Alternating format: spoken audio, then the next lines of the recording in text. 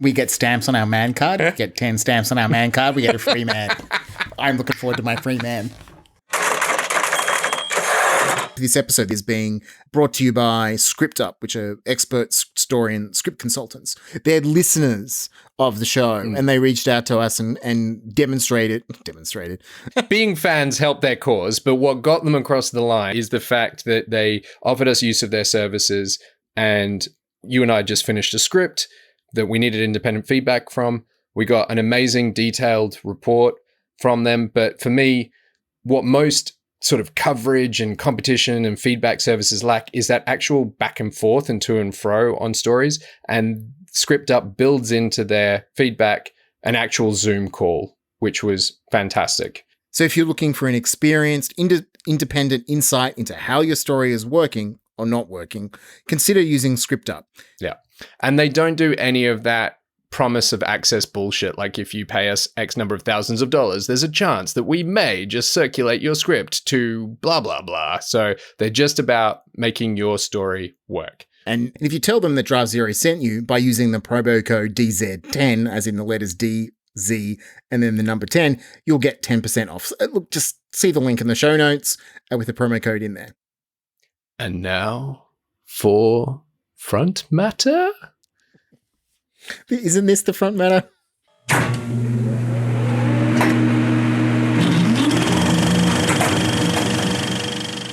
Hi, I'm Chaz Fisher. And I'm Stu Willis. And welcome to Draft Zero, a podcast where two Aussie filmmakers try to work out what makes great screenplays work.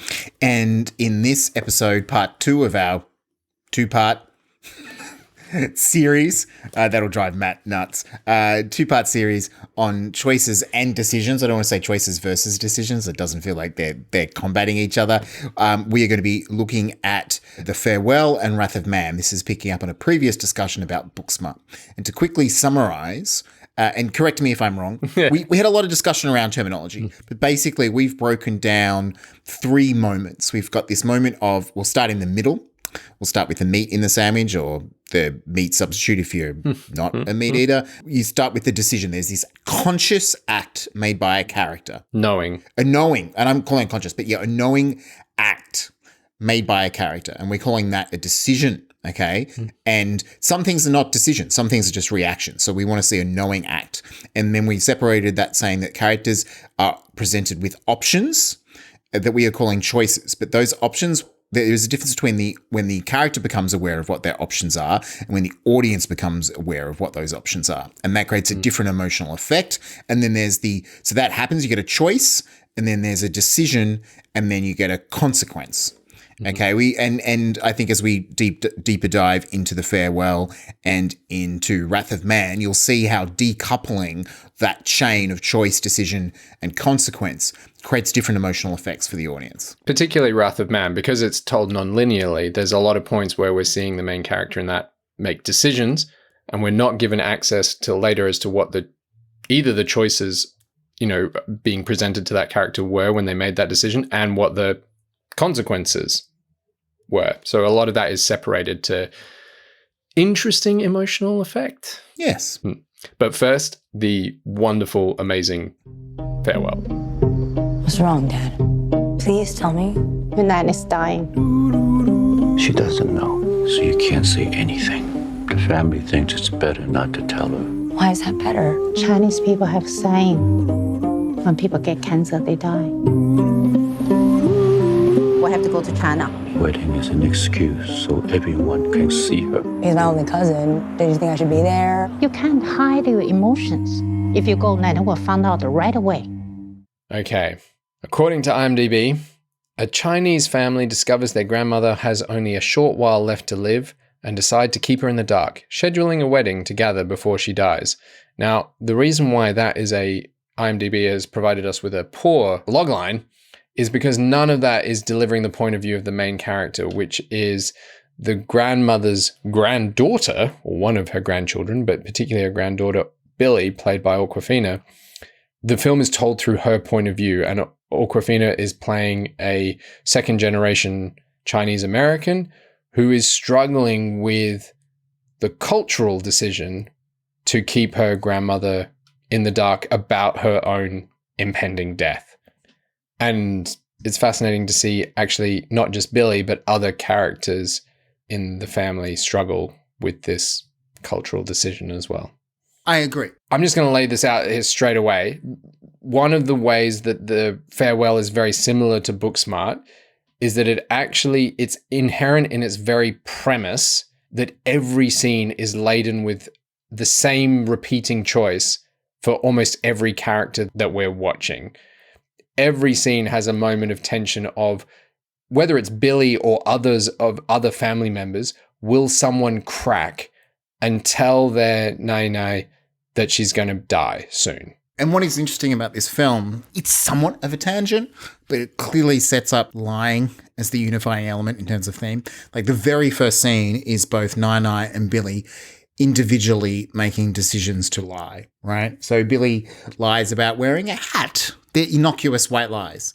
But we clearly see her kind of look around and make a decision to do it. And in particular, we see Nai when she's like what's that sound in the background? And you cut to Nai looking around and she's standing in a hospital and then takes a beat knowingly and says, I'm at your aunt's place, right? And that is that pattern, that every scene is an exploration of, will you tell Nai the truth? And it's about putting pressure on the characters to see if they will break, right? And dealing with the consequences of those lies. 100% behind that. Now let's look at the analysis. Like, let's just say that this film, I think, works so well dramatically because that choice is present in every single moment of the film. So not every film has the luxury of having a premise that has such a clear binary constantly throughout it for nearly all of its characters, right? So it's got this bubbling tension in every scene. Now, most of the tension is, will Billy crack, right? But there's lots of scenes with her uncle, who is also an immigrant from China. He's lives in Japan. You know, there's a number of different times when he almost cracks. And there's a full-on debate scene where Billy's own father, also Asian Chinese American, he doesn't almost crack, but he debates the decision. In the opening is a lot shorter than on this rewatch than I remember it being when I watched it live, because the film opens with Billy and her parents being in America and establishing Billy's life, Billy's background, her parents' background, and their relationship with their Nai in China. But it's really only like 4 scenes. Is it? So it's Billy walking on the street talking to her grandmother. Then there's Billy at home having dinner with her parents. Before that, there's Billy struggling to pay rent in the laundromat. But at the end of that dinner, Billy's parents have confessed that Nai is dying and that they're going to go to China, and that Billy is not to go to China and not to tell Nai. What about the wedding? Wedding is an excuse so everyone can go see her. We leave first thing in the morning. I need to go. Billy? I need to go. Everyone thinks better if you don't. Look at you. You can't hide your emotions. If you go, Nana will find out right away.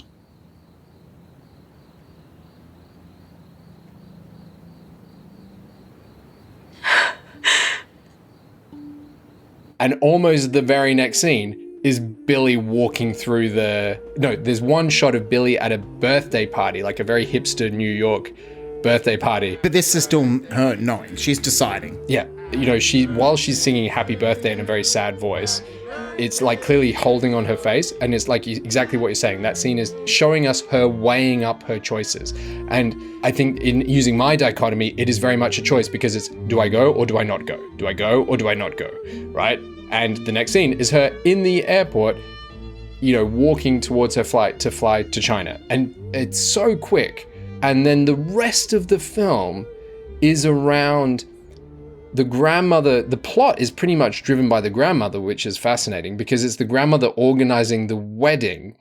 So the whole family is organized this almost shotgun wedding of Billy's cousin in order to bring all the family and friends together so that everyone can say goodbye to their grandmother without letting her know that she's dying. But the grandmother is kind of driving what is happening moment to moment and scene to scene. Because she's the one actually putting the pressure on. She's the antagonist, right? And on some level, right? She's the antagonist because she is putting pressure on everyone to get them. And then you have all these moments where you could see the combination of the scene is generally Billy deepening her commitment to the lie.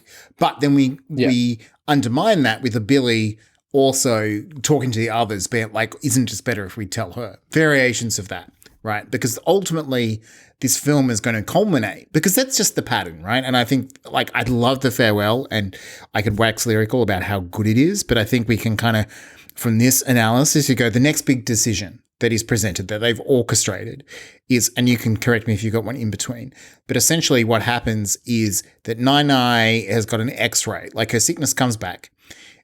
There's two things that happen. That Billy speaks in English in front of the Chinese doctor, in front of Nai. A British educated Chinese doctor. How bad is she? You can tell me the truth. The cancer is quite advanced. Shouldn't we tell her? In her situation, most families in China would choose not to tell her. When my grandmother had cancer, my family didn't tell her. Isn't it wrong to lie? I mean, if it's for good, it's not really a lie. I mean, it's still a lie. It's a good lie.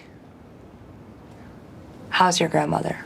She passed away a few months after she was diagnosed. Right. But Nai is getting X-rays, and then they're at the actual wedding, we learn that those X-rays have come back, and that we learn that Nai has sent someone to pick them up. And that Billy, we can see, is basically confronted. There's this possibility that Nai will learn the truth of her condition, right? And that Billy is now confronted with a genuine choice, right? And the audience clearly understands what those possibilities are. And then the actual decision that Billy makes is to completely commit to the lie and basically forge the documents. Yeah.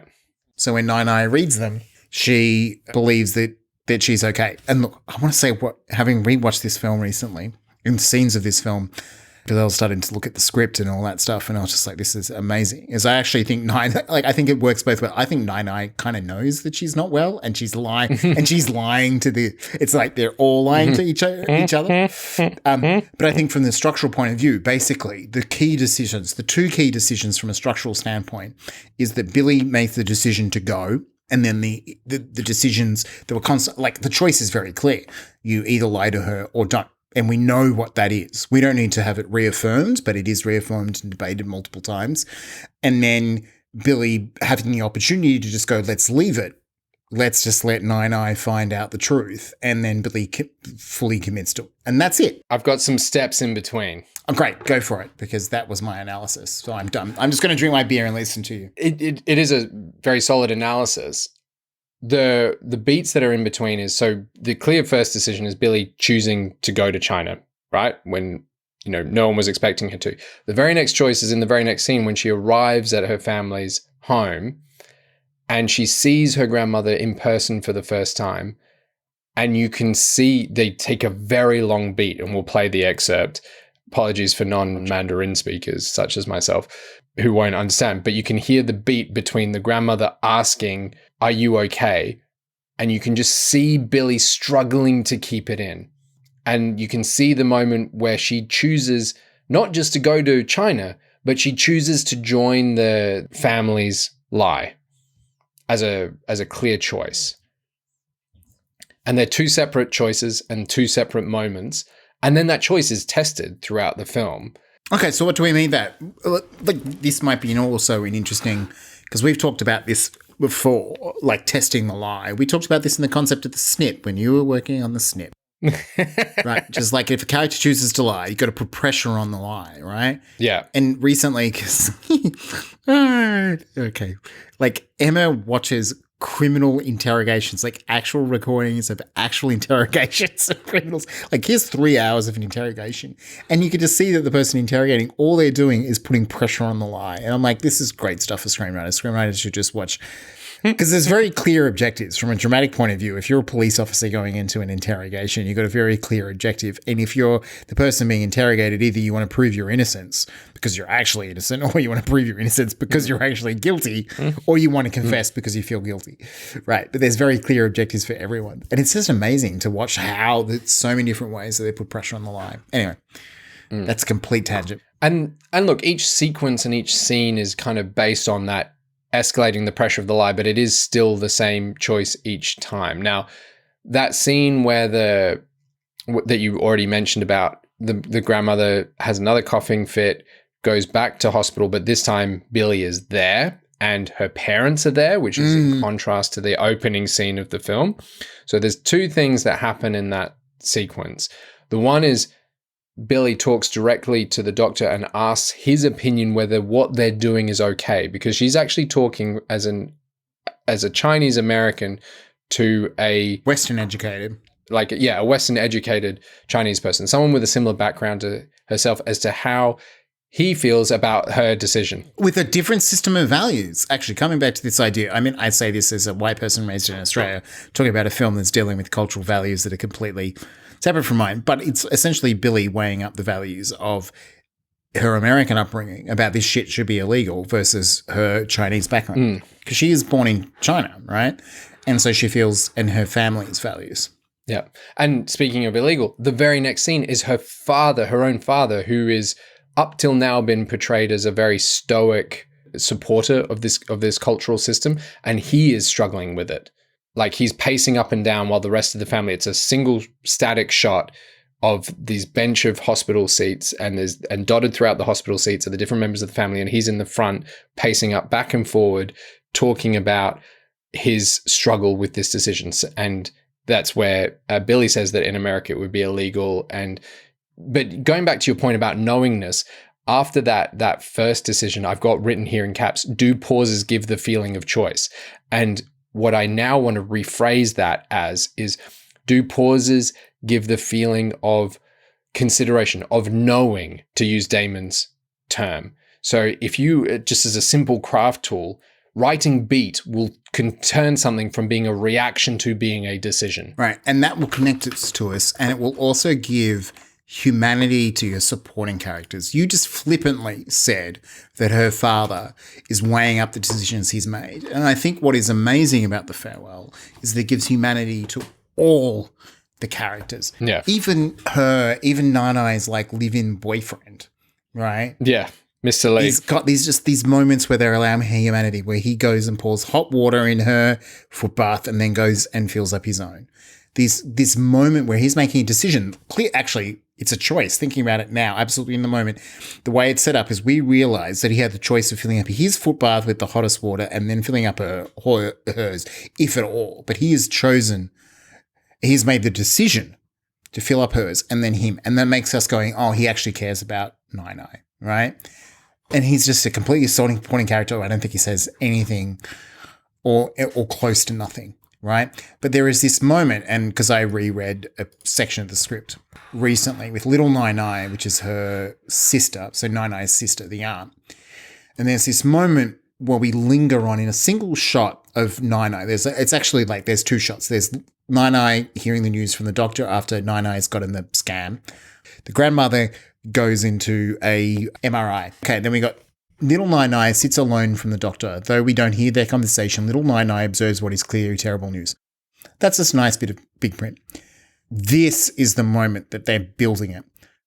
Little Nai is overwhelmed with grief, but there's no time for this. Her mind races. Then, with a deep breath, she makes her decision. Yes, it's clear what she must do.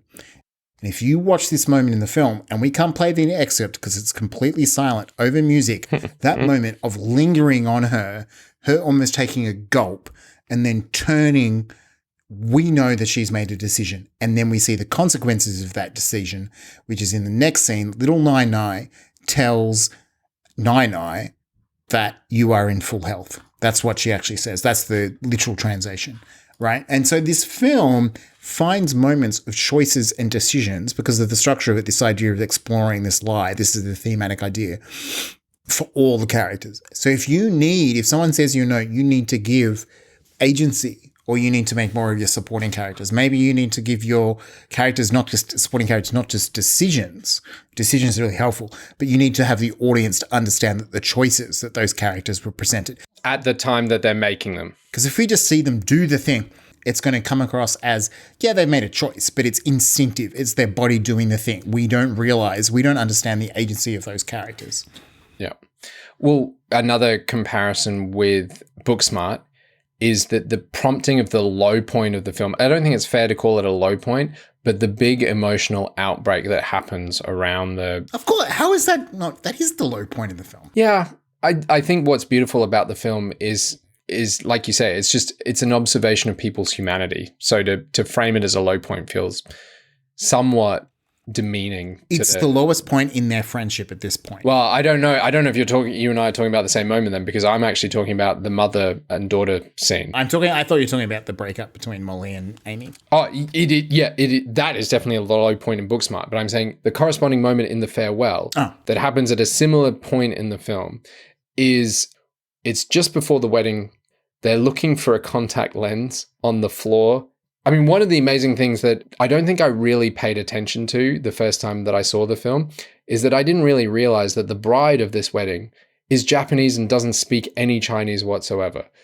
So she is just having the worst week of her entire life as she's getting married.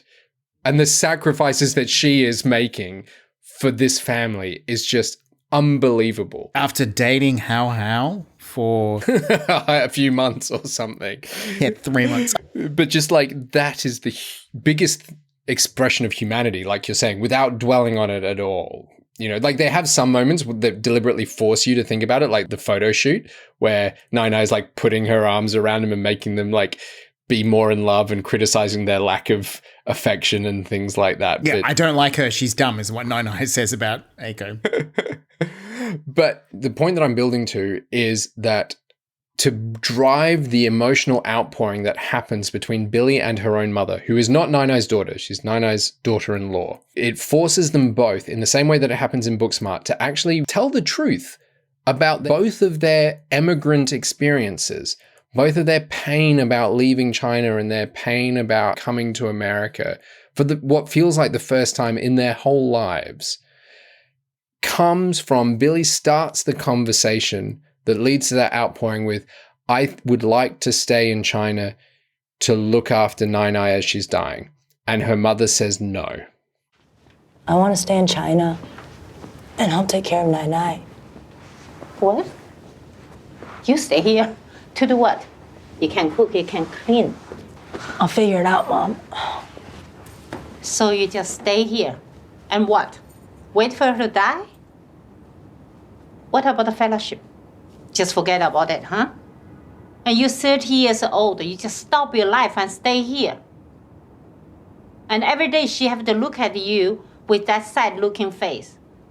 That's not nice for anybody, right? You know, one of the few good memories of my childhood were those summers at Nai's. They had that garden. Yeah, and I would catch dragonflies.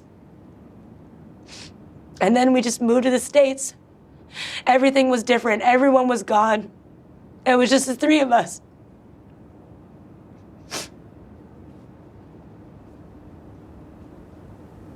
And it was hard. It was hard for us too. I wanted to believe that it was a good thing. But all I saw was fear in your eyes. And I was confused and scared constantly because you never told me what was going on. And to me, I don't know if this is something that you have to do. I'm not trying to preach this as some kind of fucking Sid Field bollocks. It's just fascinating to me that both the lead into those huge emotional outpourings both stemmed from a very binary choice. And in fact, both of them were a binary choice being rejected. Malala and here, I want to stay in China, and being told no. And it, in both instances, leads to this incredible outpouring of Billy talking about the pain for her leaving China and the pain of losing Nai in that relationship, and her own mother being honest Because her own mother's been more stoic even than her father, who's, trying to perpetuate this cultural system of stoicism and hiding everything from Nine. But the mother is clearly much better at it than her husband. And oh man, there's so many things to love about this film. The mother, we've clearly seen, like, we had a moment where she's like, people think I don't care because I don't cry. I care, I just don't cry. And then in the film, and I'm sure it's probably in the script, I can see it, when there's this beautiful moment when they're in the taxi, is pulling out away. And Billy remembers from when she was 6 years old where she used to live. Yeah, in the taxi from the back windshield. They don't make a big... I'm actually reading the script now. But her mum is crying. And it's just a subtle thing. But it clearly shows how the mother's affected by all that's going on. Because we sit there and just kind of... There's moments where you kind of agree with Billy that maybe her mum's just cold. And she's like, just because I don't cry doesn't mean I don't care. You're absolutely right. That is what they're both doing, that these are people are being confronted with the truth. And telling the truth is a choice. Or more specifically, often we decide to not tell the truth. Or is that this is the interesting thing. We're debating the level of consciousness, right? What is interesting about these moments where characters finally outpour the truth is we kind of realize that they've been presented a choice of telling the truth or not telling the truth. And whether or not we've been knowingly withholding it, it's finally coming out. There feels to be there is more to explore in this idea, and it's something about being human, and it could be making something technical that shouldn't be technical. But I think a lot of people, self-included, don't make moments of decision making. We've got to give them privacy. We talked about this in the stand-up special, this idea of giving moments of your characters alone, and often that's them dwelling on subconscious choices. And their subconscious choices coming conscious in these moments is maybe that's part of their power, right? Again, I'm not trying to dictate a formula here. I just find it fascinating that the lead into both of these scenes where it was completely credible that these four characters, it's a two-hander scene in both films, but these four characters outpour the truth of themselves that they've never been able to tell each other despite the closeness of their relationship. Both of them start with the clearly enunciated choice that the other character rejects. I don't think it's a formula. I just think these things are techniques and tools that writers can use about making the audience experience be aligned with characters, right? At this moment, you want your character. Maybe you don't. Okay, so I actually should start with that. I'm being set field here, right? I'm making an assumption. So let's ignore that. If you want your audience aligned with your characters at 80 something, 2/3 of the way through the film or whatever it is, that you want your audiences completely invested in these characters and understand their dilemmas, then we literally have to understand their dilemma. We have to understand the A and the B, or the C, the A, B, and the C. But binaries are often very clearly dramatizable, the left and the right. That wonderful Tony Zhu video essay is about dramatizing it on screen, but you don't have to dramatize it on screen. It's just that a binary of A and B is about, do you choose value A, choose value B? It's very clear what you can show the audience. Do you tell someone the truth of who you are or not? Can I just latch onto one word there? One of the big decisions that I'm talking about here in terms of the difference between a decision and a choice is the audience being aware of what they're deciding between. And really, what is that other than dramatization? Yeah, okay, I agree with that. Like, I think you can have characters can make decisions that we don't understand what the choices are because it hasn't been presented to us. And sometimes we see what the choice is, but we don't see the moment of decision, right? We see, they could choose A or B, and then we cut to them walking down A, metaphorically, right? Yeah. Right? We don't see the moment of decision. But if you want your audience to be fully invested in that specific moment, and you may only need to do it a couple of times in your film, as the farewell seems to indicate, then you need to show what A and B is. We need to see the character pondering the difference and then choosing whether to go down A or B. That is Nomadland. Yeah. Thinking about it now, right? She has specifically, whatever I think about the politics of that film, because actually the criticism of the film, this is a weird tangent. This is 2 stouts in. So my criticism, beautifully directed film, wonderfully acted, but it was presented this idea that poverty was a choice.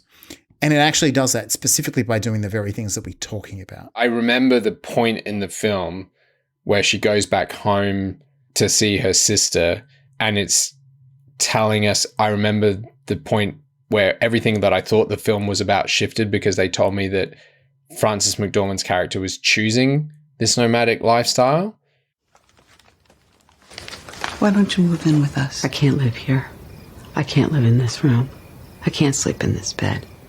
Thank you, but I can't. I know, we're not as interesting as the people you meet out That's there. not what I'm talking about. No, that's what it is. So this reframes what has happened to Fern as something she has chosen to do rather than something that has happened to her. And I think that is really interesting. It's always what's out there that's more interesting. You left home as soon as you could. You married Beau after just knowing him a few months. And then you moved to the middle of nowhere with him. And then even after Beau passed away, you still stayed in Empire. I just didn't get it. I mean, you could have left. Yeah. See, that's why I can't come here. What's interesting about this moment is that it kind of follows a bit of that pattern that you've begun to recognize, Chaz. You know, this is kind of the low point. It's the act break, really, 2/3 of the way through, I guess, into the third act. And instead of Frances, her character's name's Fern. Instead of Fern having a choice, well, she is actually. Frances makes a decision. Fern makes a decision in this scene, right? The choice is presented to her by her sister, and she very quickly cuts her off. She steps on it, so that it's knowing because she specifically says the dialogue, but it's played as a reaction. But what's interesting here is, like those other scenes that you've identified from Farewell and Booksmart, is it leads to a truth bomb. But the truth bomb isn't from Frances to her sister; it's from the sister to Frances, speaking to the truth of who Frances is. So it's an interesting beat. I mean, it's the low point. Often our low points in our lives is people telling us how, telling us a truth, an uncomfortable truth we don't want to hear. So it's a similar kind of moment. I never said this to you before, and maybe I should have. When you were growing up, you were eccentric to other people. You maybe seemed weird, but it was just because you were braver and more honest than everybody else. And you could see me when I was hiding from everybody. And sometimes you could see me before I saw myself. I needed that in my life. And you're my sister. I would have loved having you around all these years. You left a big hole by leaving. That one's on me. So Fern strikes up, because most of the time they're actually using, except for Frances, they're using real characters' names. So she strikes up a friendship with David Stratham's character, Dave. Fuck his babe. And he basically is like, Fern, come and stay with us. And she stays outside. And she's giving a very clear binary of, do I have a relationship with Dave, with a family that is willing to love and accept me, or do I go back on the road? And she goes back on the road. And constantly there are these moments where they're presenting this binary so we can dramatically invest in Fern, but it creates the socio-political commentary, which you may not agree with, but to me creates this impression that poverty is, and that these people that are on a nomadic lifestyle are choosing it, because the film is quite literally dramatizing options of A and B. You got a flat. Something? Huh? You got a flat tire in your van, Dave. Oh, okay. Yeah, I hadn't noticed. Because you're staying. Yeah. Good. Yeah, I never expected to. Never thought I'd spend another night under a roof, but... Well, this is a really nice place, Dave. You can stay. Oh, good. Thanks. I need to do laundry. I meant stay longer, Fern. They do have a guest house. I'm serious. What do they think about that? I already asked them. I like you. Now, you're a good person.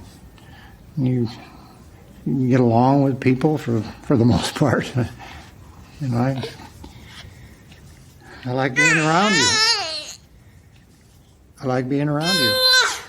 Oh, what's up? What's up? You don't want to be that way. You want to be like this, don't you? Yeah.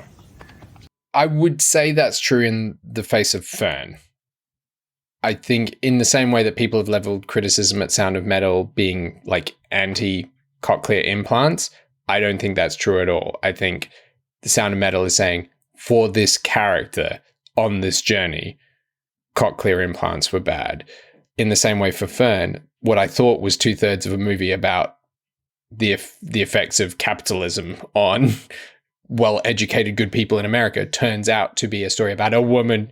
Yeah, turns out to be a story about Fern choosing a nomadic lifestyle. But that's not to say that it's saying, I think that's Fern's story, not what it's trying to say as a broader point. But that did diminish the film for me because suddenly it took a big idea and made it all about the character in front of us. As opposed to we've got like pensioners working because they don't have pensions and they don't have options.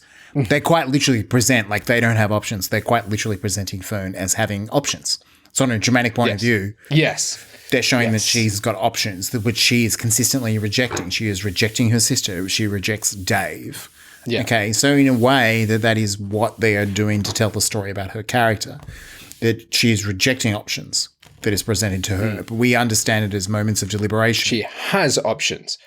I don't think any of the other characters that she meets along the way in that nomadic lifestyle have as clearly articulated options. Which is an interesting... Sorry, it wasn't a film that was on our list, but it's something that came up as about choice. And I mean, I think that's like... we talked about choice and decision, consequence, but maybe it's like options or alternatives. Yeah, well, I still have ringing in my ears the stinging rebuke by Catherine McMullen in our Blade Runner 2049 episode, where she was like, just because these female characters have choices doesn't mean they have agency, because they don't get to dictate what their choices are. So going back to melodrama, or your choice between death or inaction. Because they don't have a choice in their choices is the difference between agency and choice. Yeah. Okay. And that connects us back to what Damon was saying. For him, that choice implies that you've got free will. So what he's really talking about is agency. So you can have options and you can have choice. You can have decisions. And I would say Fern has not just as options, she has choices. And then she makes decisions. She could live with her sister. She could live with Dave. She has a house that she could have sold at the time. You know, they make it very clear that the house has become worthless, but they do. Her emotional journey is that she was stuck in that house and couldn't sell it and couldn't leave it until she had nothing. So I think in that sense, you know, her grief journey did take away some of her choices and her agencies and sent her on this nomadic pathway, but she didn't have to maintain that nomadic life. She was choosing it. So speaking of the opposite, because I think what is interesting about Wrath of Man is that the character, once he makes a very key decision, the Jason Statham character, he is absolutely on the path. And the structure of the film was about revealing, decoupling decision, choices, consequence, and options, I guess, in terms of how the audience experiences the film. And that changes the way that the audience experiences and relates to the character, or not relate to the character. Yes. We have a new addition. May I introduce H? Cash trucks can be dangerous. You got your fucking friend. They're serious! Leave this to me. Throw the money in the flatbed. Just do what he says. Who'd you work for? Suck my fucking dick. What did you say? I said... We need a different approach, boss. It's not any of the usual suspects. What do you want me to do? I can do in 2 weeks. What you only wish you could do in 20 years. If he's not a cop, what is he? He's a dark fucking spirit. Can I read out at this point the Wikipedia one-line summary? The plot follows H, played by Jason Statham, a cold and mysterious character working at a cash truck company responsible for moving hundreds of millions of dollars around Los Angeles each week. That's it. So, wow, that is a really quick. Yeah. So, I mean, look, we wanted to choose. I was lobbying very hard for The Raid, which I think is one of the best action films of the last 20 years, because we wanted to choose as our third genre does this analysis of looking at character decisions to films like The Raid or Bond films or Die Hard. Does it stack up? Is it different? You know, those kind of things. But we landed on Wrath of Man because we both watched it together in cinema and were so disappointed by the lack of choices or decisions made in the final scene, just in the final scene. I think it would be fair to say that both you and I enjoyed the film for what it was right up until that final scene.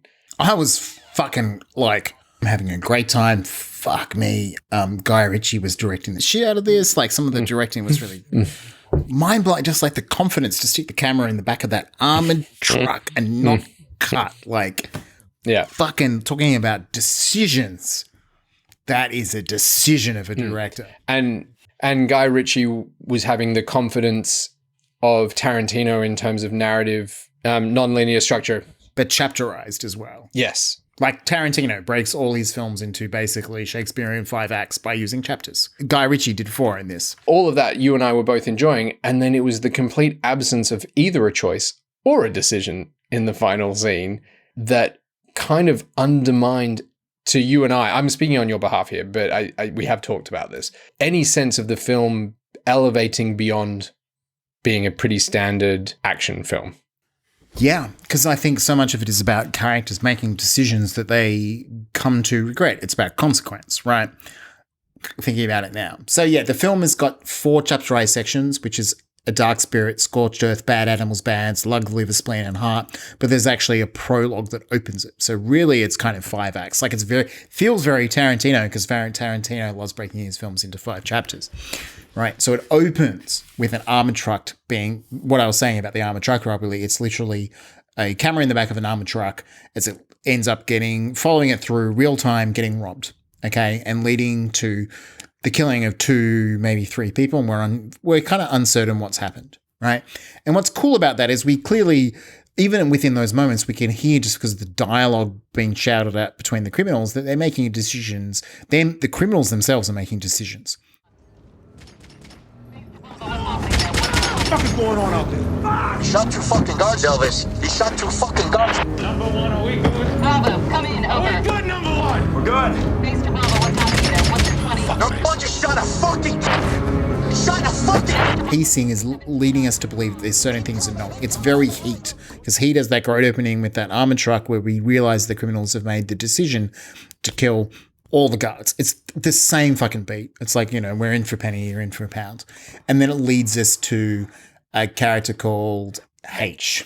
So, but can I just say, in that cold open, there was no choices or decisions, only reactions.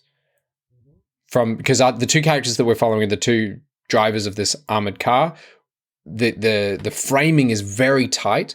So even though we know they're being robbed and stuff, it is so tight that we really get only access to those 2 characters, and they don't do anything other than react to what is happening to them.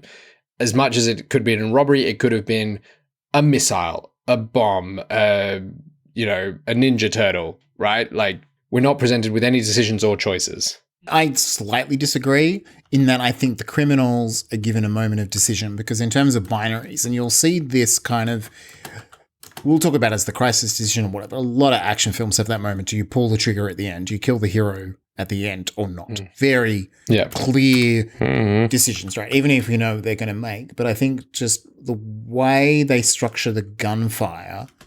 But we're still in the van. Yeah, but just what we hear is there's a hesitancy, right? Yeah. Bang, bang, bang. What the fuck is going on out there? But that's of characters that we haven't met or seen. Doesn't matter. Okay. Yep. All right. Fair. I think that's similar to The Farewell. Yep. We're presenting that there is people making decisions. We're just going, this, like, from the audience experience at the time, is this shit is going south, right? And they're making decisions just to kind of, they're committing to it in the same way that in Booksmart, they're kind of committing to going to the party. Their bad guys are committing to killing people. That's the opening. But I agree with it. Like, I don't think it's a key decision. Yeah. As we understand it at that moment, it is revealed to be a key decision by characters later on. So we catch up. 100%. Yeah. And then after a really awesome title sequence, we are introduced to Jason Statham's character H as he arrives at Fortico, the armored car company we just saw, or the company that owns the armored cars that we just saw get held up. Yeah. The first act is H kind of being onboarded. I fucking hate corporate jargon, but onboarded as a worker at this cash truck company. And we don't know anything about him. He is a dark horse for us, a dark spirit as they call it. Yes. As the title says. Ladies and gentlemen, we have a new addition. Here you go, Shirley. May I introduce H? Oh, she'll do. Put him down, Dana. Come. This film, what's the most disappointing about this film is this film could have been a really great The Crow movie. I would have 100% been into this being like a fucking super urban LA. Yeah. There's very few choices and decisions, even in... No, there's not a key decision here. There's probably two in the whole first of these 4 ensuing acts after the cold open, right? And it is us seeing H, experiencing H as he is onboarded into this armored car. And we are very much behind him as characters. So I think what I want to point out is part of the reason this has this distancing effect, which Alex Fraser talked about in our previous episodes, is H is making decisions, but we don't understand what choices he's presented with, right? So it creates a distancing effect. We're behind him in terms of information, but we're behind him in terms of his decisions. We don't know the choices. So there's a moment of him knowingly looking at this board of IDs and then walking off and we're like, what the fuck does that mean? I have to say, the first half of this movie is so much more engaging on the second watch than on the first watch. I much prefer this film on the second watch. Because we are seeing these decisions and choices as decisions and choices. Because otherwise we're just watching him and we don't know, we have zero access to what he's thinking. Yeah. Which is fascinating. As H is onboarded into this company, there's a whole lot of atrociously written locker room male banter. But I just want to point out that there was one moment where they deliberately presented us with a choice where he's introduced to a character called Boy Sweat in the locker room, and he can't help himself but puts Boy Sweat down in some kind of macho quip. And Boy Sweat said, "What did you say to me?" And it deliberately takes a beat where H doesn't say anything and then responds to diffuse the situation in some kind of crap response like, "You would probably have beaten me," or something like that. Meet Hollow Bob and Boy Sweat Dave. You look like you could do some pull-ups. I'll put a 50 on you beating Boy Sweat here. What's the matter with him? He looks good for it. Yeah, that's what Boy Sweat thinks. But he's also a cock. Who's the cock? You're a cock, Dave. I reckon our man here can pull yours right off. He looks like he could handle a cock. Yeah, small hands. Makes me very popular, and you look good. What's that? He said, I'm sure you'd win. At what? The pull-ups. But he makes a choice to not engage in the pissing contest and not to win the pissing contest. And I thought it was really important for actually revealing character at that point. Anyway, back to you and the first act turning point. Is that his supervisor is a character called Bullet, played by our mate Holt McCanley from Mindhunter. In Fight Club and Alien 3, David Finch obviously has a bit of a man crush on him, and I do not blame Finch. Joss Whedon's Justice League of America. Oh, right. Yes, he is too. But not in Zack Snyder's. Or Holt. But, as it turns out, and this is played inside the truck very similarly, with Boy Sweat and H, learn over radio that Bullet is being held hostage, basically, in return for the money, that they've got to give them the truck and they'll return Bullet. Now listen to me, ladies. If you want to see your girlfriend again, you'll do exactly as I say.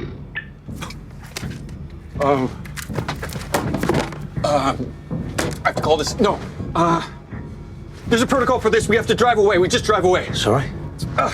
They don't want his 10 grand. They don't want his 10 grand. The money's in the truck. We have $2.5 million in here. If we take it away, they're not going to hurt him. They're not going to kill him for 10 grand. Dave, you need to pull yourself together.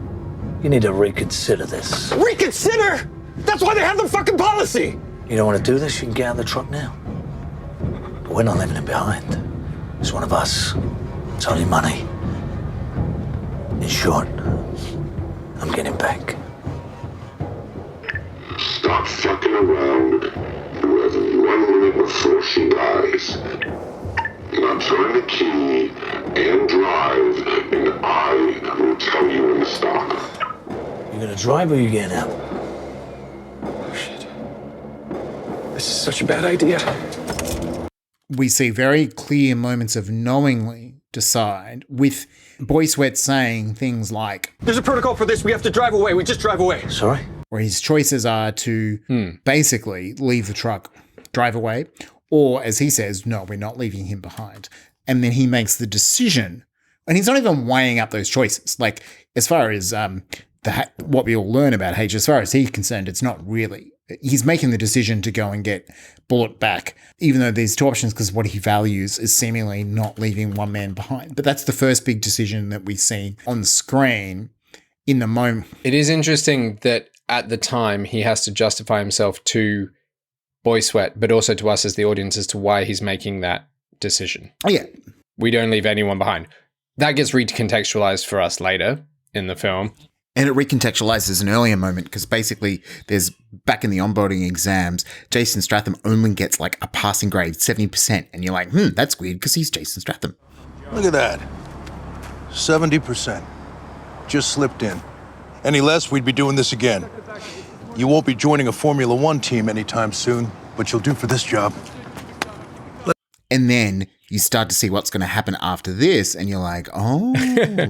Dave, you just worry about putting your arsehole back in your arsehole and leave this to me. Because after this scene, what happens is that he confronts the kidnappers and basically goes all Jason Statham on their asses, you know, shooting blind fire around the corner, hitting dead shots, shooting it, et cetera, like, clearly he's an incredibly good marksman. But not only, there is another choice in there. Yes. Where he chooses to kill someone who he has overpowered and could get information from. It's not just a choice. It's not just like pull the trigger or not. It's made into a decision because there's a beat. It becomes knowing. Yeah. So I think for me, just in terms of like trying to be consistent with our language, is we've got the choice of him pulling the trigger or not, and it becomes a decision because we see him knowingly consider those options and then pull the trigger. Who'd you work for? Suck my fucking dick. What did you say? I said suck my fucking dick. Suck your own dick. Yeah, he basically reveals himself to be more than what he let us know, and that he's murderous, but he's hiding it from everyone else, whom he really is. And it's interesting that the very next scene is an FBI interrogation where the FBI kind of head honcho, paid by Andy Garcia. Ah, thank you. I was going to say Hottie from the 90s. They've got the line about let the painter paint, right? So not only are we revealed that H is more than he seems, but the FBI knows that he's more than he seems, and that they are letting him continue in that journey. And look, a mystery for your first act can be great storytelling. In The Terminator, if you rewatch it, with this mind of like, I'm an audience watching this for the first time, you got no idea who Kyle Reese is. You got no idea who Arnold Schwarzenegger. Part of what makes that first half hour is so fantastic as you trying to pull together the pieces. So this, for me, us saying that you're behind the characters in their dilemma can be fantastic, getting the audience to lean forward, that creation of that thriller, those intellectual questions. Unlike The Farewell on Booksmart, where we're very clearly identify with what those characters' dilemmas are. We know that we're leaning in because we're trying to understand who these characters are. So we've got a whole lot of H making decisions throughout this, but we weren't really given access to him making those decisions. We didn't know that he was deliberately failing his shooting or his driving test. Or just passing. We get an inkling. We don't know why he's lying about the footage the FBI plays him. Okay, well, that's after that scene. So the FBI plays him the footage of the initial cold open hijacking. Blurry ass fucking CCTV footage. And Jason Statham has a very quiet reaction to that. And that moment played so much more powerfully for me than in the second viewing, when I know exactly what he's thinking at that point and what he's struggling with, than in my first viewing when I was like, why the fuck are we staring at Jason Statham's face? Had you seen the trailer to this film when you... No. Okay, because the trailer gave away the twist. Yeah, but fuck that noise, right? Like, I'm analyzing the text as the text. No, and you should. Not as the marketers want me to do it. No, I think it was a poor decision of the marketers to give away so much. Right. Because they ended up making the film's first half slightly slower because you know what was about to be revealed. But while we're talking about the first act, there's one more choice in there, which is H is once again driving a truck with Bullet. And once again, they happen to get hijacked in Chinatown. And H steps out of the back wearing, like he was covering his face from gas or something. And he chooses to reveal his face to the people trying to rob the armored truck. And the robbers just run away. So let me get this straight. They just walked away. They're fucking there! Move it! Let's fucking go now! Fuck out of here! And it's a great, we talked about it, like if you want to show your characters making a decision, we haven't talked about it in this podcast, but you know, it's just you dolly in. Oh, they're making a choice. They dolly in and then they do the thing. So it's clear that he's making a choice by revealing his face, and then the robbers run away. And then we cut to the robbers in the truck driving away. And one of them goes, "Who was it?" And the other guy says, "It was the..." And it cuts away. Doors were open. What the fuck was it, Mike? Here was the... Yeah. Right? This is pure narrative manipulation. It has nothing to do with character whatsoever. It's just that Guy Ritchie and the screenwriters, whom we should probably credit. I'm pretty sure it's Guy Ritchie and his common Evan Atkinson. So it's a remake of a French film. So the French Le Convoyeur credits are also given screenwriting credits. But yeah, Guy Ritchie. So Guy Ritchie is deciding at that point in time that even though those characters know exactly who they're talking about, that he doesn't want the audience to know their relationship to H. And it's interesting because that's not even the end of the Dark Spirit sequence. There's one more sequence where H interrogates one of his own members of or colleagues at the armored truck company, the only other, possibly the only woman in the entire film. I mean, Guy Ritchie, he is... I love Guy Ritchie, but his treatment of women is just abysmal.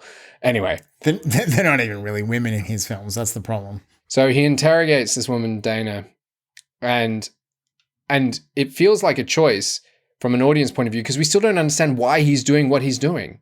Again, Guy Ritchie is holding back information from us so that our experience, like H has got pictures of Dana's parents and is threatening Dana with violence against her parents. It's revealing more about who H is in terms of what he's capable of, which is fascinating, even though we've received none of his backstory yet. So he's someone that has the resources to threaten people's families and is willing to threaten people's families to get what he wants. And we've also been revealed, in terms of the three choices that we've seen him do, he's chosen to execute people in cold blood.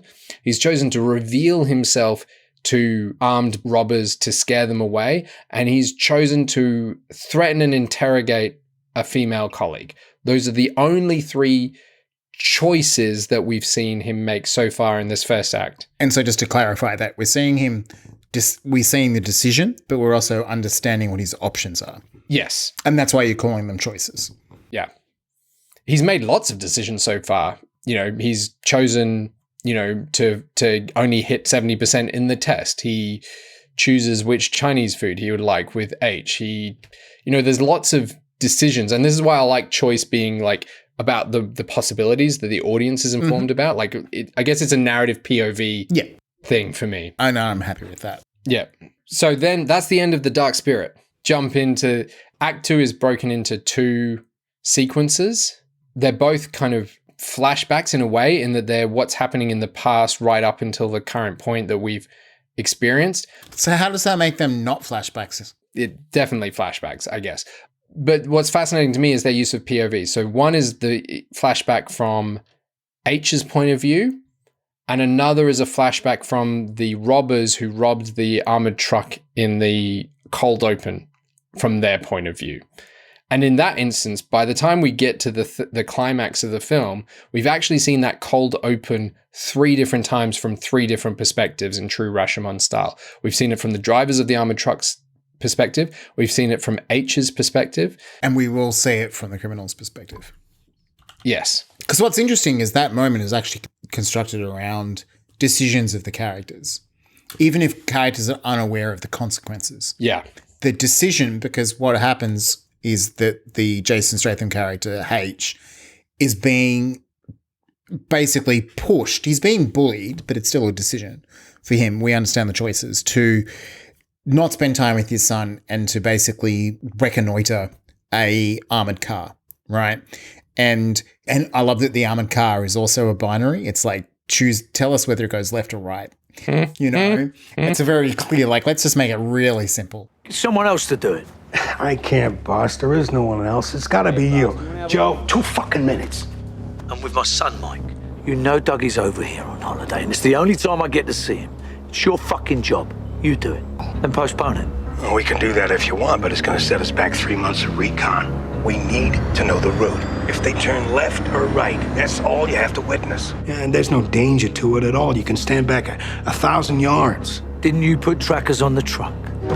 They scan the trucks every time they return to the base. We can't do it digitally. We gotta put eyes on it. And, boss, tracking you on your phone right now. You're blocks away, 10 minutes. And I repeat, no danger. Dad. But hold on, before we even get to that point, what the film then chooses to reveal to us in this second act is that Jason Statham is the head of some kind of criminal activity that robs armored cars, and that they are staking out the armored car that we saw robbed in the beginning of the cold open, and that he has a son. None of these are choices or decisions. I just want to say that this is the information that the film gives us. Yeah, so there's a narrative point of view thing. Instead of breaking chronologically, let's talk about this moment and then we can talk about chronology, right? So the way we saw it is that there was no decisions presented by any of the characters. I alluded to this idea that there was some hesitancy in the gunfire from the criminals, and then we have this moment where Jason makes a decision to reconnoiter this armored car, but he leaves, goes and gets some burritos while observing the armored car, comes back and sees his son get shot. Are we good, number 1? We're good. Okay.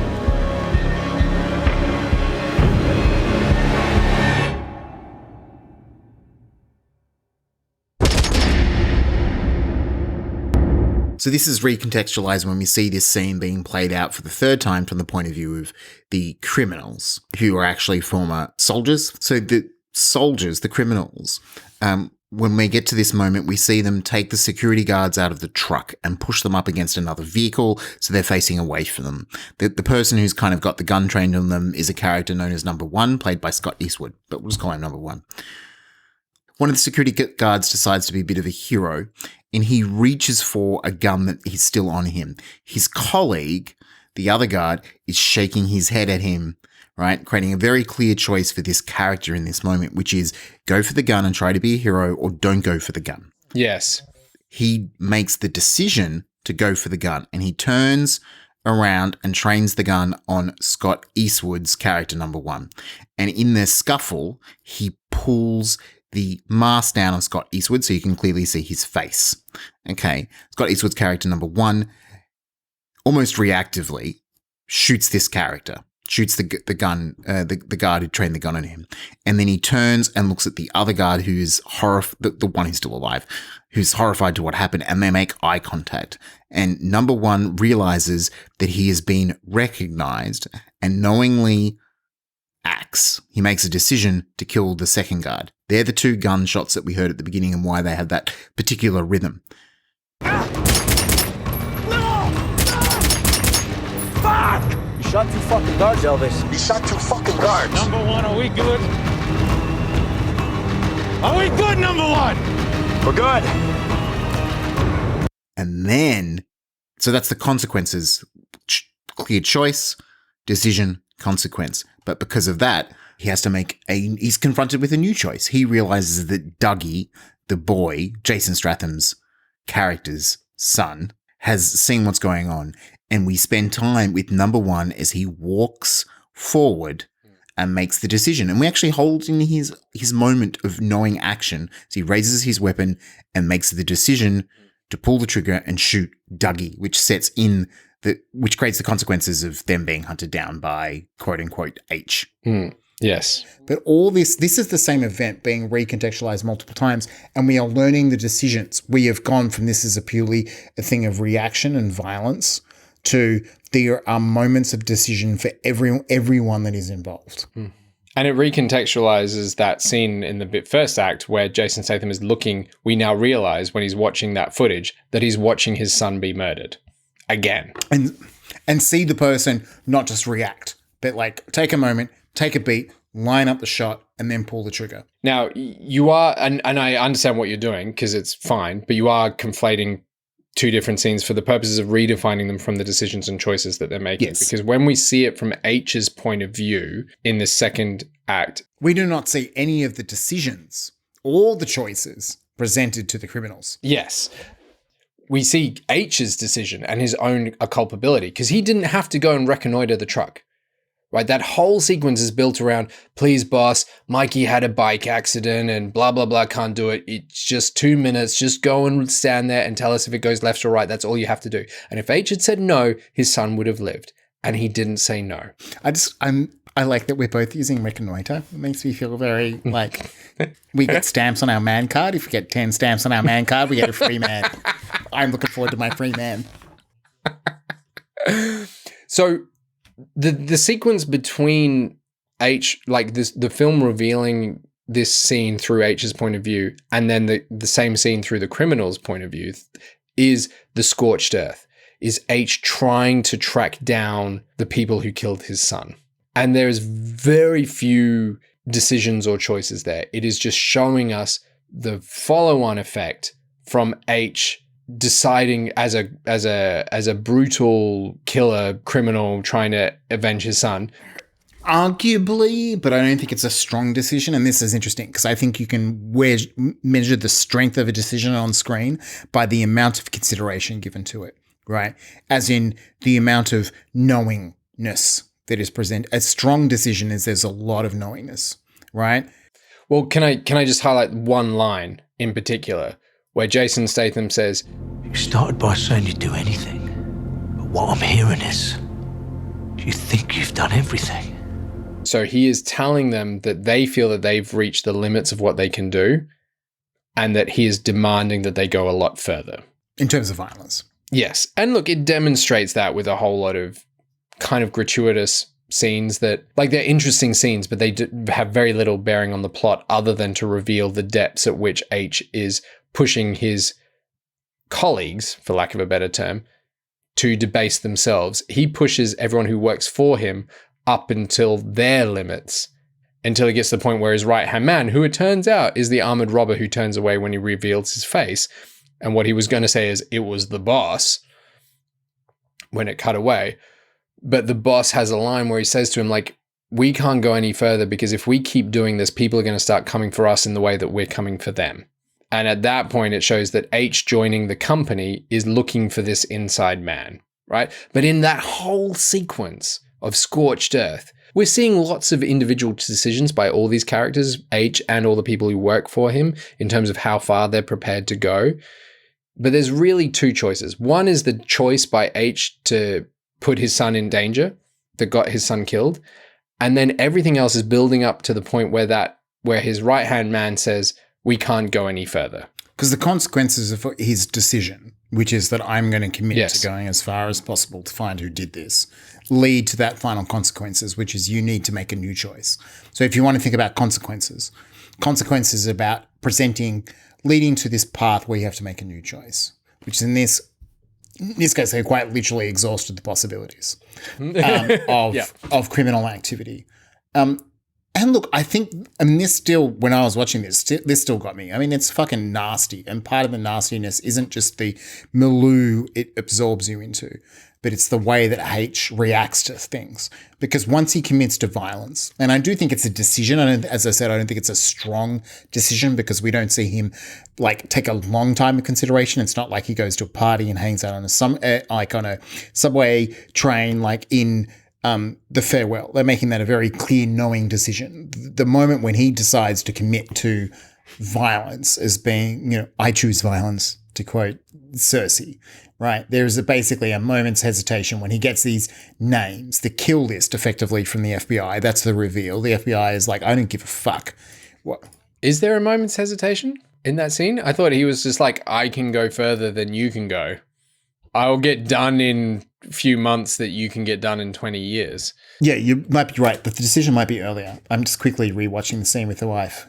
Like, I'm not criticizing your analysis here. I'm just saying, like, it feels like he made the decision off screen. And it's interesting that all the characters are kind of like catching up to this decision. So I think the effect and affect, both senses of the word, of the scene with the wife is, even if he's made the decision, it's him, the choice is being verbalized for the audience. So the characters made the decision and we are catching up to what those options are, where she's basically like, you can't do this. And he's like, I have no other choice. And the answer is, yes, you do have a choice. You do not have to pursue this. Yeah. Right.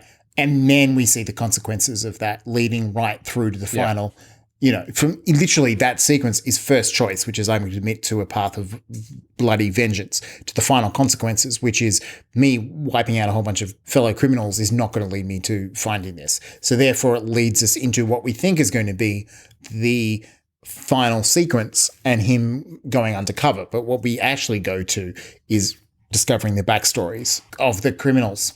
Yeah, which is, it's a wonderful disarming change of POV, and that we get that recontextualization and the build up and all their motivations. And in particular, the Jan, the Scott Eastwood character who is the one who shot H's son. But I think what I want to say about this sequence, which is the bad animals bad. Okay, so what is interesting about this bad animal bad sequences is similarly to all of them, they present a dilemma to the characters that they then decide they make a decision, and then they basically are forced to double down on this decision. So what we see very early on is the characters debating the options of, do we do like we learn that they're ex-Marines. We see them present this life, their ordinary world for them. And this is quite late in the film, and I'm using deliberately hero's journey terminology, is the ordinary world for them is basically being security guards and being bored out of their minds because they're a combat unit. Bored. Bored of what? Not fucking working. We're built for combat, not daytime TV. And then they're given the opportunity to go and pursue crime. I want to lift one of those precious ornaments until I get my motherfucking overtime pay. And why don't you? Why don't I what? Make them pay. They owe us. Why are you asking me? Ask Sarge.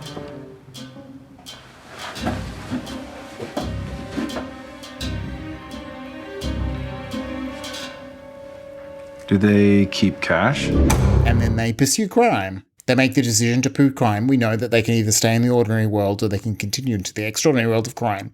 And that most of this sequence is similarly to Booksmart, is just them deepening and deepening their commitment to pursuing crime. Yeah, but it's also putting us deliberately in the point of view of these guys so that we empathize with their eventual conflict with H. Like, the entire point of this sequence is to make us feel for the quote-unquote bad guys. Yeah, and it works. I actually have kind of into the dilemma, like the fact that they've deliberately gone out of their way to show that these, when presented with opportunities for violence, they do not choose murder. They may use violence, but they do not choose murder. And they go out of their way to explicitly show that given the choice of doing harm or not harm, they will choose not harm, right? Well, And to go to your further point around, so this is what you were saying earlier around the recontextualization of Jan being the actual name of Scott Eastwood's character, number one. Jan's killing of both the security guards, but then of H's son, and his shooting of H himself, is we get to hear the commentary of one of the robbers who is saying, oh my God, number one just shot a fucking kid. Number one just shot a fucking kid. You shot a fucking kid. Incoming on the right. Fine, incoming. I'm on it. Take the legs. What the fuck did you just do? I said the fucking legs. 3, take his gun. Okay, we got 1 minute. Let's go. Move. Like, it's showing that this was not part of the plan, that this is not sanctioned by the morality of the group, that they are not okay with this. And then there's also the command as Jan is lining up to shoot H. I only saw this on second viewing. There's a command saying, go for the legs, go for the legs. And he shoots H through the chest 3 times. Right? So it's recontextualizing Jan's choices as unique to him and as like the bad moral choice that is not reflective of the morality of the group. Yeah. And they do. I'm just rewatching the moment he shoots the security guards, because part of it is the security guard, when he takes his gun out and decides to attack him, right? He's like, I'm going to go for it, right? And then he rips off Jan's mask, okay? And so it's that moment where it's like, well, fuck, you've seen me. And he shoots one of them, and then you have a moment where the other guy turns to look at him, and you see this moment where he's like hesitates, and the guy's looking at him, and he's like, oh fuck, they're both, oh fuck, right? Like, yeah, this is what's happened to us now. And then you have this moment, and he's like, and then we see Jan saying, fuck, right? Which is like, we're in this now. Right. And so it completely recontextualizes these moments, but they're giving these moments, however short, of knowingness, right? And choice and decision. And by that, it's actually giving us empathy with Jan's point of view and with the other robbers' point of view. Yeah. Jan walks over to the kid. They hold into the moment. They bring the gun up, and then they shoot. And so what I really like about this decisions and this knowing analysis is it's really useful for screenwriters, and it's actually really useful for directors and editors, because you might sit there and go, we need to be clear that this is a decision. We want the audience inside the experience of this character. And so we need to know, A, what their options are. We need to see the choices that lie between them. And we need to see that moment of knowingly decide between them. Because at this point, once they've established us on Jan's side, he becomes a dick, right? And what is interesting is my empathy in the second half of the film. I'm with these soldiers, right? Yeah, they're being screwed over by the system, blah, blah, blah, blah, you know. They're just trying to get what is owed to them. Like, it feels like a political statement. And then they completely pull that out when they decide to rob the armored trucks on Black Friday because they're just greedy motherfuckers. And so that sets up the final act, which is the big showdown on stealing the armored truck. And so we know everything about H. We know all his skills. We know everything about him and his motivations. And we know everything about the robbers and their motivations and their skills. And it plays out as a fully satisfying sequence of shootouts. There's only one choice in all of that, which is that... I would say there's 2. Okay. The first one is, I would say, is H. We can see H allowing himself to play along with this. Yes. To get himself into a better position to take them out. So Bullet catches him up and says, there's these fellows. And we're like, oh yeah, Bullet's the traitor. And then he's basically gives H a choice, which according to Damien's definition may not be a choice, because really what happens if H does not decide to follow? My pals. I helped him get into the cash truck game, in a manner of speaking. With me on the inside.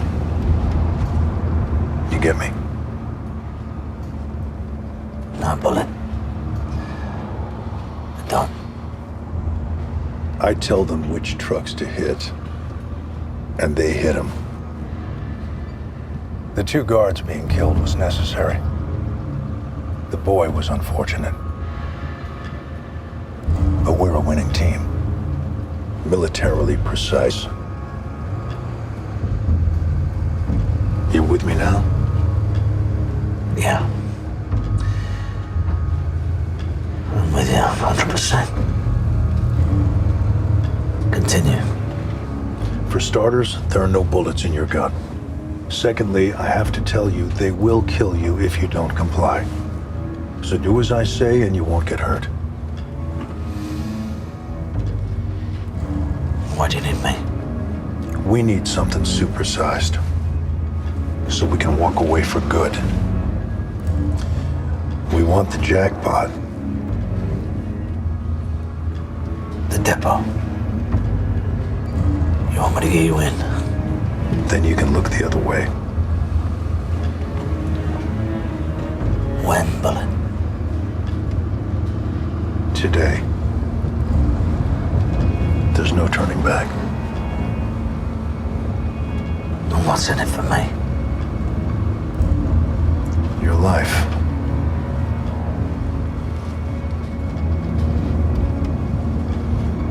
Do we have a deal?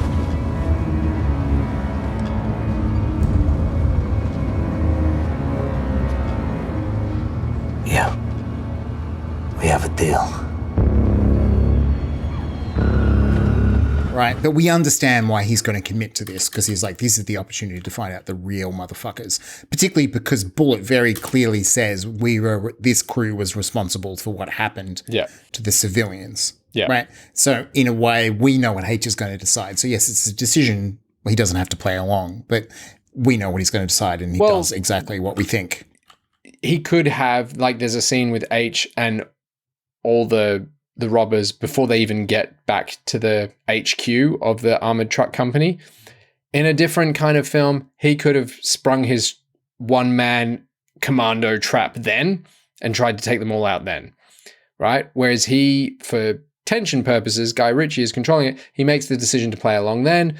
They all get into the HQ. The robbery starts, and H even allows himself to be tied up and put on the floor. And we know that's a choice because of everything that we know, and that we're with H at that moment.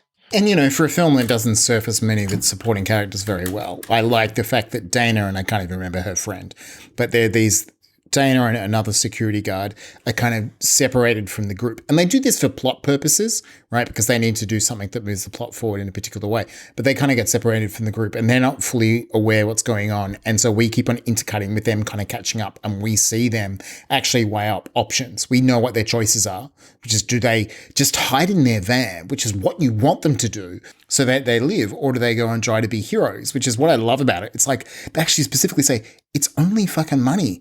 Why give up your life for other people's fucking money? This just seems dumb. And that's something I think about all the time when it comes to capitalism, particularly in the United States.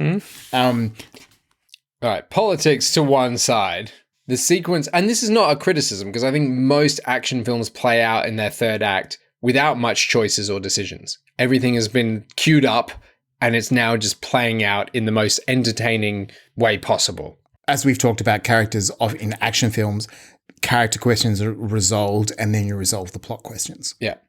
So in other words, the characters stop changing. Yeah. Which means that you demonstrate their change through decisions, and then you resolve the plot, which is exactly what happens here. Yeah. Well, let's get to that final scene, right? Because we're not wanting to be critical of that whole action sequence in the HQ, because that was pretty entertaining. I think there's one more choice, which is Jan's choice to kill his commander. Yeah. But even that was played interestingly. So throughout that whole sequence where we're put in the point of view of the bank robbers, there is this ongoing tension between the leader, who was the sergeant of the Marine Corps, and Jan, in terms of him maintaining his authority in what is no longer a military operation, and him constantly telling Jan off, and Jan proving himself with his actions to being the most unreliable of the crew. And absolutely, it's not something I believed, which is like, when it comes to these kind of traitorous characters, it's like, clearly, why didn't you cut this motherfucker loose or put him down after he just shot 3 civilians? But to me, it plays out very differently so the scene that you're talking about is the commander of them. There's only 3 people left out of the bank robbers. There's Bullet, Jan, and Sarge. They've got all the money. They've left the HQ, and the Sarge has been shot. And the Sarge knows that he's dying. And here's where it doesn't feel like a choice, like in terms of it diminishes Jan's, the character the power of the character choice that Jan has is because it shows us with Sarge, with his dying moments, is planning to kill Jan. It shows him pulling his gun. Because they've had a trust that Jan will give the money to the widows, which is what they've talked about before, that the last survivor should give the money to the families. But the very point that they show the Sarge plotting to kill Jan, to me then diminishes like any kind of character reveal of Jan. He's like, oh, he sees that the Sarge is trying to pull his gun and puts his gun down. It's like, what are you going to do with that? You know, like, and then kills the sergeant. It would have been a very different decision if, as the Sarge was sitting there, Jan just pops up behind him and slits his throat. Yeah. I mean, they still dwell in Jan pulling out the knife, holding it, looking around. We still make a knowingness out of it. So it's still knowing. Sure. Contrast that to when Jan kills Bullet, is that it's a premeditated, cold decision. Yeah, and we see that they're both into it. It's basically the prisoner's dilemma. Yeah. That's what it is. It's and the prisoner's dilemma is a great way to end this kind of film. I mean, literally Christopher Nolan turned the prisoner's dilemma into the third act of The Dark Knight. Yeah. It's like he discovered it and was like, I have so much money. What if Prisoner's Dilemma but Batman? But I'm just saying, like, the power of those two decisions in terms of what it says about Jan as a character is very different in those two different murders that he commits. One where one is like, oh, you're trying to kill me, well, I'm just going to kill you, versus the Prisoner's Dilemma, I'm going to have a premeditated decision to kill you. Yeah, and I think they've deliberately done that to give it a point to escalate. Yeah. Because part of these reasons of these decisions, and I think part of what you have to modulate in terms of us understanding the choices and the decisions, is you do need somewhere to go. That you could end up making the audience fully aware of every choice and every decision that characters face and make, and it becomes boring because it's tedious and the same. But maybe, and this could be just because, you know, you and I have a podcast that analyzes screenwriting, I was feeling manipulated by those beats. I didn't feel like I was learning anything new about the characters, and I didn't really give a shit by that point. Oh, I think it would have been, imagine if it was Bullet that did it first. Yeah, 100%. There are so many more interesting choices. In terms of, like, it's still the same thing, multiple alternatives. Yes. But this brings us to the final thing, because Yes. this may set us up if we I do think there's some value in revisiting endings through this lens. 100%. But essentially what happens is the final consequence of this film is that Jan, the sociopathic ex-Marine / armored truck robber, so he's won. He's in the apartment with all his money, and H shows up. H, you can answer it.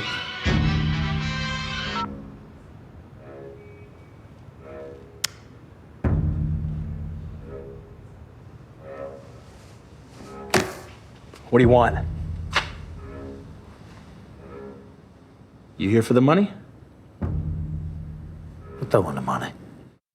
And what does H decide to do? He decides to do the thing that he decided to do before the movie even started, but that the movie decided to reveal to us that he decided to do almost an hour and a half earlier, which is kill Jan. And the twist is that he's asked for an autopsy report, and we don't understand why he understands the autopsy report for his son's death. And then he basically gets Jan to read the autopsy report, and he's like, I'm going to kill you in exactly the same way. That you shot my son. In summary, the liver, the lungs, the spleen, the heart. But none of that felt like choices or a decision or anything like that. And I think that was the real big downfall of this film, is that because there was no character choices or decisions in that final scene, because it just enacted the things that the film had told us it was going to enact an hour and a half earlier. I'm not telling us that it had to surprise us or anything like that. I'm not preaching to Guy Ritchie. But there's no dilemma. There's no dilemma. There's no conflict. There's no drama. There's nothing to that scene other than it trying to be cool by mentioning organs that he's shooting himself in. Like, it feels like such of a I'm going to regret this when I'm hopefully a successful screenwriter, because it feels like such a pose of a scene because there's nothing to it other than it trying to be cool when it could have, by framing any kind of choice or any kind of character decision in that scene, become infinitely more interesting and made the whole film say something. Because by saying nothing, it made the whole film say nothing. And there's two things that add into that. One, which is that we've seen H get shot and left for dead, and then we follow the criminals, and then he just turns up like he's the fucking Crow, which he should be. Fuck, how good would fucking Jason Statham be in a Crow movie directed by Guy Ritchie? So close. Anyway, and he just appears in the apartment. We have no idea how he got there, right? So there's that. And there's no dilemma. So it's not just that we see the choice. Oh yeah, he could choose not to kill him or not. But it's not like it's, the thing with Luke Skywalker turning off the targeting computers is that's affirming our understanding of how Luke has grown. We believe that Luke has changed and we want him to turn off the targeting computer, right? But he has doubt and he actually needs to let go of conscious decision making. It's kind of like a weird irony in talking about decision and choices. He needs to actually deactivate his conscious decision making. But can we contrast that with Booksmart as well, where in that final confrontation between Amy and Molly, they've finished changing and they're not having it out in the same way that I want these two guys to have it out, like I am my own hypocrite. But the difference between Booksmart is that they changed the scene before, both of these characters. In H and Jan's case, they haven't changed since an hour and a half before, or since the opening of the fucking movie in terms of chronology.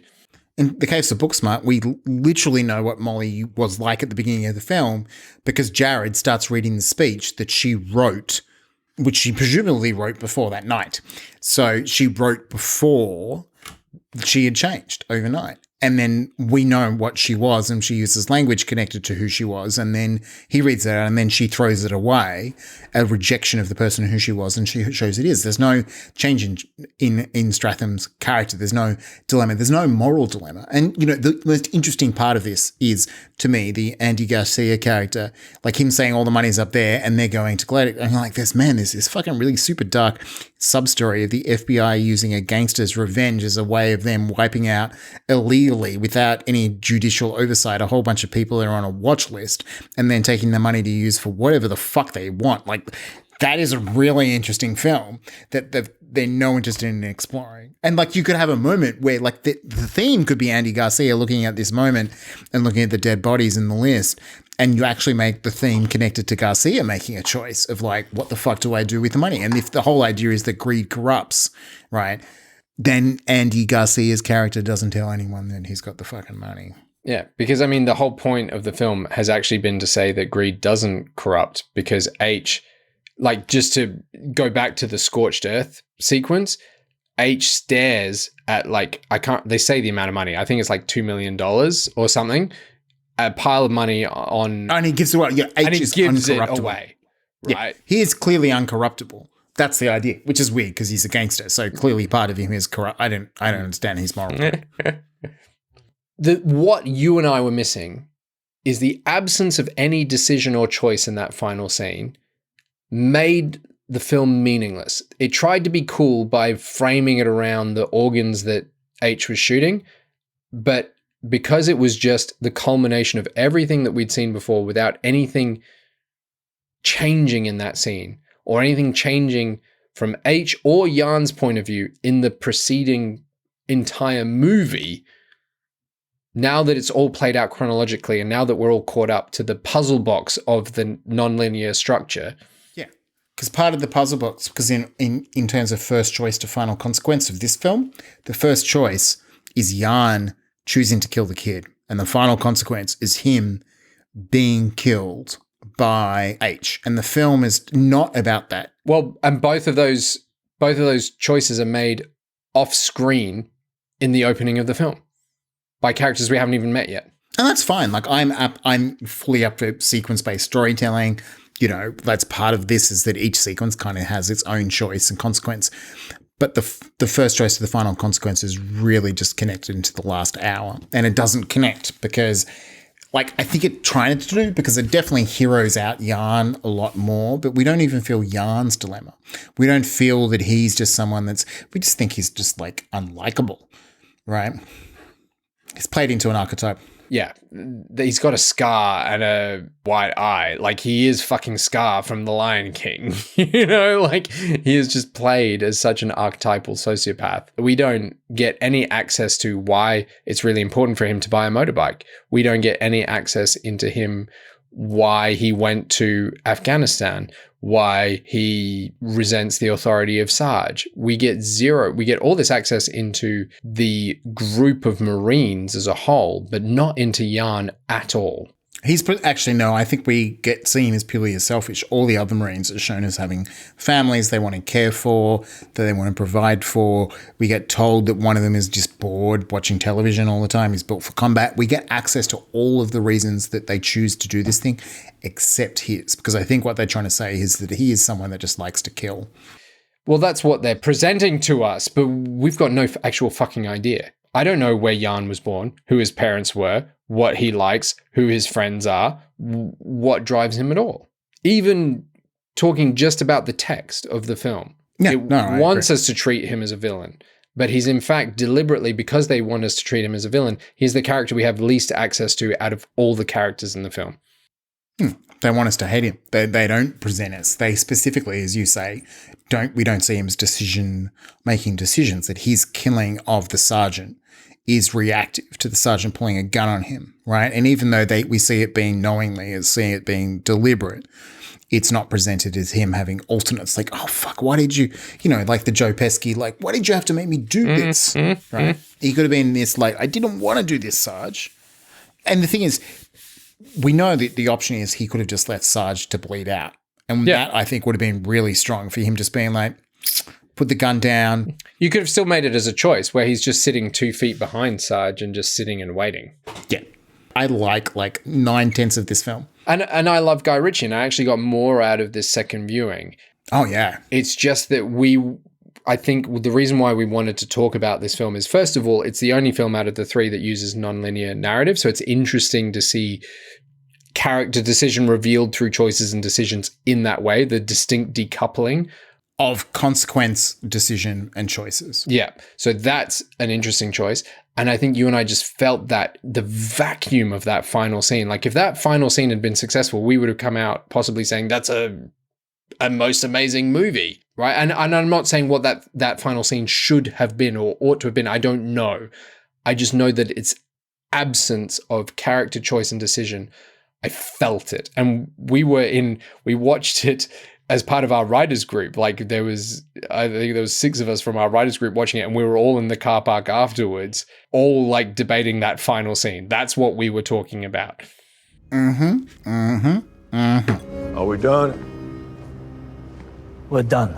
All right, Stu, what have you learned from this initial foray into character journeys through the lens of decisions and choices? Look, I think it's really useful, and I think analysing your character, your film structure through decisions is really useful. But I think we would further clarify that, which is that we need to, the audience need to understand that particularly at key turning points, what those choices that the characters are presented are, and they need to be clearly dramatised, right? That there is an emotional effect by revealing what those choices were, what the dilemma was later, like as in after the fact of the character making a decision, but that will distance us from the character, which may be something that you want. But if you want us to experience maximum empathy, you need to present the choices, and we need to see the decision. We didn't as much talk about consequence, but I think consequences lead to new decisions. And in the case of Wrath of Man, the decision is he makes a decision to go after criminals, right? And because that fails. Well, particularly goes after the people who killed his son. No, but the initial idea is to chase after criminals that hit armored trucks. And when that reaches a dead end, then he decides to go undercover. And that's a choice. He lies to his colleagues about it. And we didn't mention in that initial discussion, but that is a character choice, that he decides to go undercover and join the armored truck unit as a security guard. And that's where he fakes his test because he wants to kind of fly under the radar about how good's a shot he is and all this shit. Mm-hmm. But essentially, that is an example of that, right? That your character makes a decision, they go as far as they can. It's it's like tactics, right? I guess connecting to stuff we talked about tactics, and you talked about characters exhaust tactics and they choose a new tactic. That's exactly the same thing. As characters are presented with choices, they make a new decision. There's consequences, and when those consequences are exhausted, they will often be presented with a new choice, and that will present them with a new decision. What about you, Jazz? I think my biggest learning is actually a point of view thing. And I thought it was originally just my dichotomy between decision and choice, like how aware is the audience of the options available to the characters at any given moment, and without the insight to realize that is a point of view choice. But all of these films, actually very few instances, I'm not trying to say that it's always better to have the audience fully aware of all the options available to the character when they're making a decision. That is not what I'm saying, because all of these 3 films actually use that craft tool very judiciously. Only 3 or 4 times per film in 3 different genres, in 3 trying to achieve very different effects on the audience, do they actually put the audience in the shoes of the character, knowing all the available options to them when they're making their decisions. But there is huge power in those moments. And that is my big learning from this. I agree with that. And I will just go on. I think the power is in the empathy. Yes. It makes us empathetic. It makes us empathetic to the characters. It also reveals to me as a minor craft thing, the importance of writing beat. It turns an automatic reaction into a decision or a choice. Stu punches Chaz. Beat. Chaz punches back. Yeah. Is very different to Stu punches Chaz, Chaz punches back. It really is. Any stray observation? Any more kind of like last minute insights from the future? Look, we banged on about this a lot, but that observation that you made about the fact that a character, when they're making a decision, it can still be a choice. It's just that you can separate when the audience is aware of it or not. So that the power, the kind of narrative craft tool of distinguishing between a decision and a choice, to me is, the interaction between the character and what the audience knows. And you and I both observed that we liked Wrath of Man more on the second watch than the first watch. And in that second watch, I think we enjoyed it more. And you correct me if I'm being presumptuous here, but I think we enjoyed it more because in that first act, when we had no access to H's options, we just saw him making decision after decision after decision without being aware of the choices. And then when we actually knew the power of those, like what he was choosing between, when he was choosing to act and not act, and how he was restraining himself, when we got access to who he was as a character on that second watch, it became a much more emotional, empathetic watch, which is not to say that mystery is bad and that we should always be aligned with our characters and not leaning forward and stuff. But at least in the instance of that particular film, the distancing and the mystery was not as powerful for me as it was to... No, you use the word yourself. It's distancing, right? It literally distances you from the character. And that can be a decision that you as the filmmaker will make. So I guess we're just trying to bring this stuff to the surface so it become speaking of knowing, it's something that becomes knowing in terms of your craft, right? And then it may sink back down to be, what do they call it? Unconscious competency. Just becomes something that you do as a way of constructing the emotion that you want. But I think it's always useful to be aware of these things. And why presenting stuff in a certain order creates the feeling that you want, and there can be moments where and it's going to set us up when we kind of revisit this topic, may more closely aligned for the endings. But as we've talked about, you can have moments of consequence where we see the aftermath of a decision, and then we can kind of infer what the choices or the process is. And that's Han Solo coming back to the end of the battle. In A New Hope, right? That whole character journey for him is him, he takes the money from saving the princess and leaves, and we see him make that choice. Like, he's literally presented with, you should stay. And he's like going, no, I'm taking the money. And he leaves. And then we just see and then off screen, he makes the decision to turn around and come back. And it's the reveal is a powerful emotional moment, right? But we experience the reveal from Luke's point of view. So I think that's it's like him going, you are the person I thought you could be, Han. Right. So it's interesting. So it's not like, weirdly, that moment makes us feel we're empathetic with Luke. We're feeling that emotion of relief with Luke. but it's because of the consequences of another decision. So it's just a kind of alternate. We weren't with Han when he made the decision, and we're with him when he saw the consequences. But when we see the consequences, we know what the options were for Han. Absolutely. Leave or go, or stay, right? Yeah, like actually and it's very powerful clear. because of that. Yeah, right? exactly. It was a binary. Yeah. That's actually a good option. We didn't even need to see the decision because we knew the choices and we saw the consequence. And that, like, it's almost like of the three, you don't need all three, right? Sometimes you can get really cool part. Like, wow, that's a good little hand grenade to kind of end on. It's like you've got choices, decisions, and consequences, and sometimes you don't need all three. Though it would be hard to do a story where you see a choice and decision and no consequences. But anyway. Yes.